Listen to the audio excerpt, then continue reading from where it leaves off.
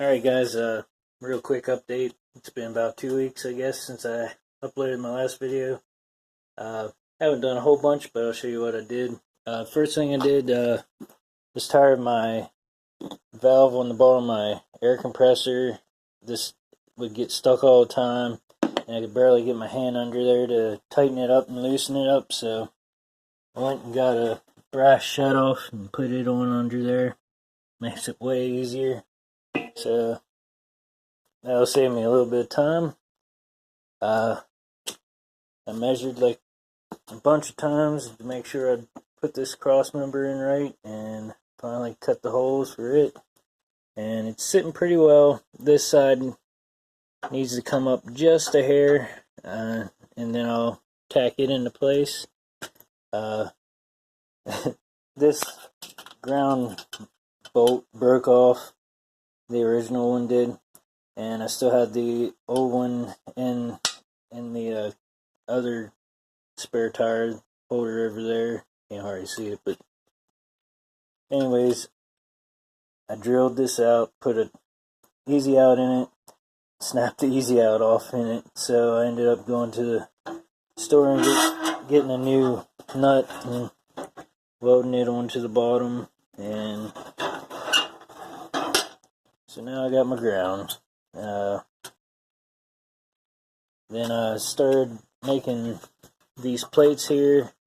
I got one that's pretty much ready to go in there. I'm going to sandwich two of these together and weld them, and then put that into place. After I weld this, then I'll weld this. I cleaned up the cross member with the wire wheel on the angle grinder, and it's cleaning up pretty good. I'll still probably sandblast it. Still have to get a little more on this stuff up here from the old cross member. There's a lot of hard work there trying to get that chipped off of there. And this side's the same way. I got just a little bit more on it.